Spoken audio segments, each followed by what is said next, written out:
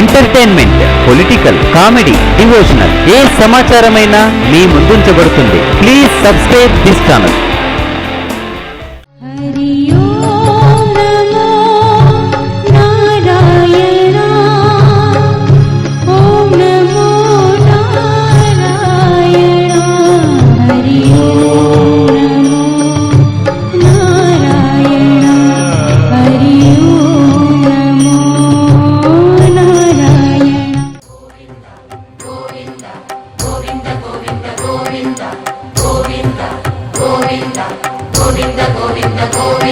స్వామివారి విగ్రహానికి నిజమైన జుట్టు ఉంటుంది. ఆ జుట్టు అసలు చిక్కు పడనే పడదని అంటారు. శ్రీవారి ఆలయ మహాద్వారానికి కుడివైపున వెంకటేశ్వర స్వామివారి తలపై అనంతాల్వార్ కొట్టిన గుణపం ఇప్పటికీ ఉంటుంది.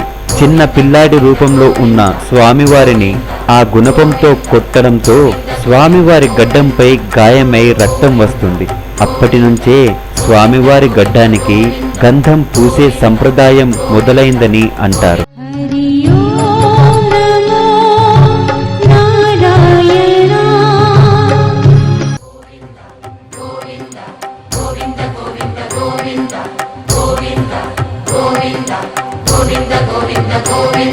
తిరుమల ఆలయం నుంచి 23 కిలోమీటర్ల దూరంలో ఒక గ్రామం ఉంటుంది. ఆ గ్రామస్తులకు తప్ప ఇతరులకు అక్కడికి ప్రవేశం లేదు. ఆ గ్రామస్తులు చాలా పద్ధతిగా ఉంటారు. స్త్రీలు రవిక కూడా వేసుకోరు. అక్కడి నుంచే స్వామికి వాడే పువ్వులు తీసుకువస్తారు. అక్కడే స్వామి కోసం ప్రత్యేకంగా తోట ఉంది.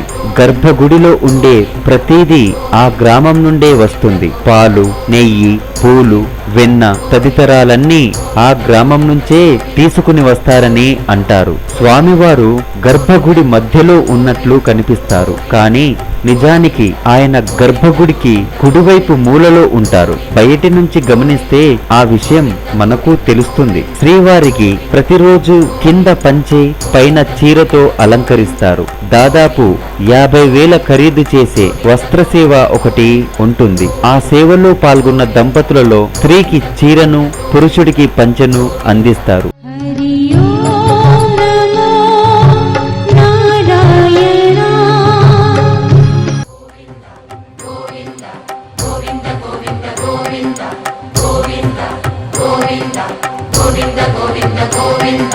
గర్భగుడిలో నుంచి తీసివేసిన పువ్వులు అసలు బయటికి రావు. స్వామి వెనక జలపాతం ఉంటుంది. స్వామివారికి తీసేసిన పువ్వులు మరియు అన్ని పదార్థాలు పూజారి వెనక్కి చూడకుండా విసిరేస్తారు.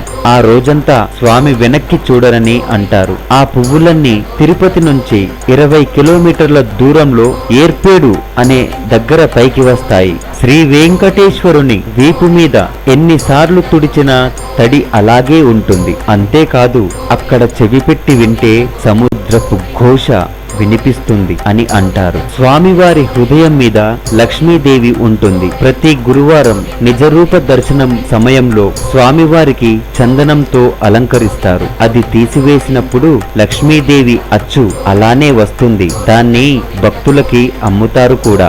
ఆ వెంకటనాథుడి గురించిన విశేషాలు, తిరుమల వింతలు, ఎన్నో అద్భుతాలు మరికొన్నింటిని మరొక్కసారి తెలిపే ప్రయత్నం చేస్తాను.